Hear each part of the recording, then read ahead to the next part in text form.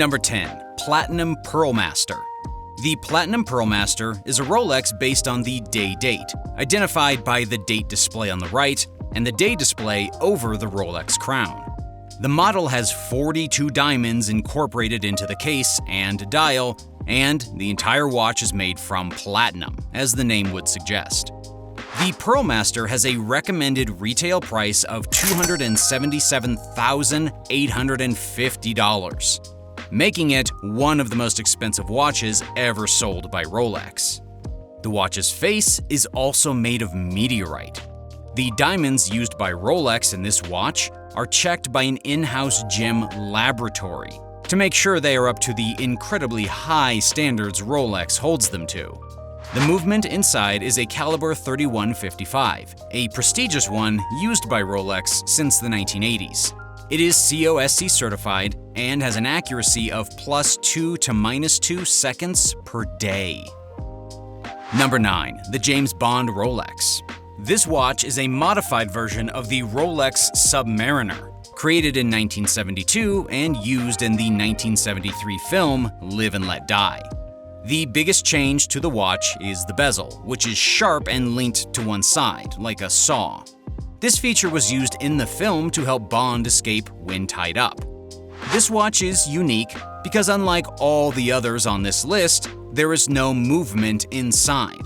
The watch is just a prop for the movie, and the space inside the piece was required to create the magnetic effects of the watch as well as the rotating saw built in.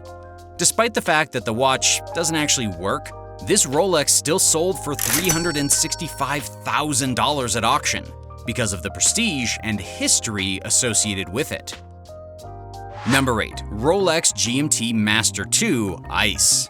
Introduced in 2007 with a recommended retail price of $485,350, the Rolex GMT Master 2 Ice is the most expensive watch Rolex has ever sold, almost double to their number 2 pick, the Platinum PearlMaster.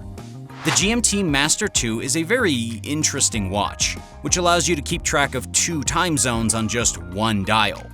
The watch has a 4th hand, which can be set independently of the others, and a 24-hour read on the bezel. If you set up this hand with the hour on the bezel, you can track a time zone with that hand and another with the regular watch. This complication makes the GMT Master perfect for travelers. The ice part of the watch is reflected in the almost 30 carats of diamonds present on the watch and bracelet. Number 7. The Jack Nicklaus Rolex. This specific yellow-gold Rolex day date was owned by famous golfer Jack Nicklaus. The watch was given to him by Rolex and worn for most of his successes in golf. There are many pictures of him holding up his trophies with this watch on his wrist, associating the watch with success. This watch is a day date, meaning you can read both the date as well as the day, with the beautifully curved day display placed at the top of the watch face. Rolex manages to fit these 2 complications into the watch without making it feel overcrowded, which really demonstrates their ability to create exceptional watches. Due to its interesting history and previous owner, the watch sold for $1.22 million. Number 6. Eric Clapton's Rolex Daytona Cosmograph. Eric Clapton is one of the best guitarists of all time. Well known as a member of the Yardbirds and Cream, as well as an illustrious solo career, he has definitely secured himself a place in the Rock and Roll Hall of Fame. Throughout his career, Clapton wore a Rolex Daytona Cosmograph, a beautiful watch characterized by the 3 subdials, screw-down pushers, and chronograph function. However, this Rolex was unique. Clapton's Daytona is known as the Albino because the watch has a white face and white subdials. All other Submariners have a different colored sundial compared to the main face. There are only 4 versions of this watch in the world, making this piece both full of history and incredibly rare. The watch sold twice over a decade and some change. In 2003, the watch sold for $505,000. But then, in 2015, the watch was sold again for $1.4 million. Number 5. Apocalypse Now GMT. This GMT was worn by Marlon Brando, a famous bad boy heartthrob actor known for iconic roles in movies, such as A Streetcar Named Desire and The Godfather, over his 60-year career. In 1976, he appeared in Apocalypse Now, in a role that only involved 15 minutes of screen time. Despite his small role, the Rolex GMT that he wore in the film caught the public's attention. This is because the watch was a modified Rolex GMT, which had the bezel removed. This was done in order to make the watch less recognizable and distracting for the audience. This didn't turn out as intended, because the watch sold at auction for $1.952 million. Furthermore, removing the bezel on a Rolex GMT makes it not really a GMT anymore, because you can't read the 24-hour time without the numbers on the bezel. Number 4. The Rolex Antimagnetique.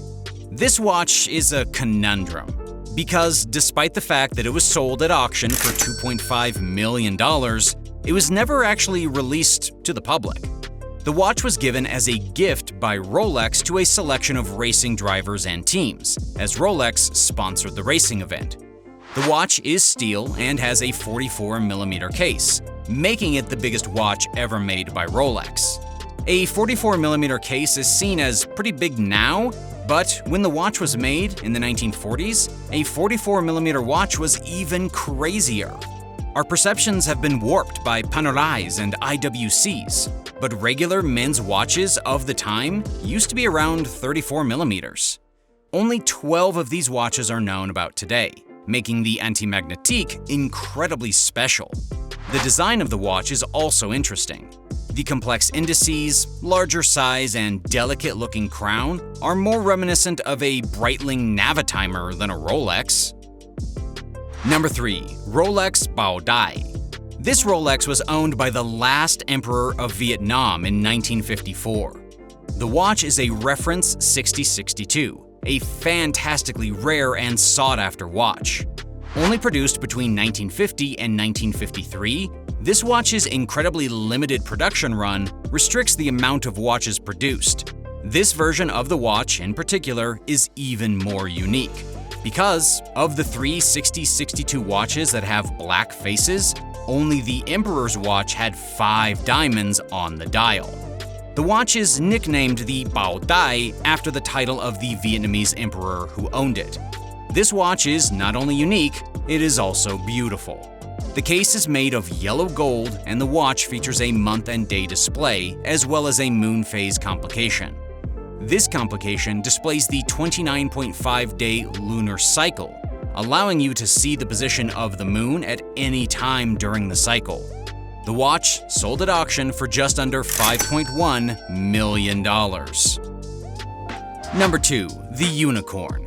This watch is a unique version of the Rolex Daytona. Named the Unicorn due to its fame and rarity, this watch is a version of the Rolex Daytona reference 6265, which is already a very expensive Rolex, selling secondhand for over $65,000. What makes the Unicorn special is that it is the only 6265 to be made in white gold. This was unusual for the time, because Rolexes, especially Daytonas, were tool watches, almost like making a white gold keyboard today. The other aspects of the Unicorn, which gave it its mythical stature, is the fact that nobody knows why it was made or who it was made for. People assume that it was designed for a powerful client who made a request for a white gold Daytona, but nobody can know for sure. Number 1. Paul Newman's Rolex Daytona. Paul Newman's Rolex Daytona is a reference 6239. It is not particularly rare compared to other watches on this list. It has no diamonds on it, and it's not made of precious metal. Why then did it sell for $17.8 million? It's because of Paul Newman himself. The famous actor was given the watch by his wife while filming Winning, and wore it while pursuing his racing career. This is why the watch is engraved on the back with the words, "Drive carefully, me." This watch is a prime example of Rolex at its best. Paul Newman's Daytona is sporty, classy, and charming, And with such a fantastically cool history, it's earned its place at the top of this list.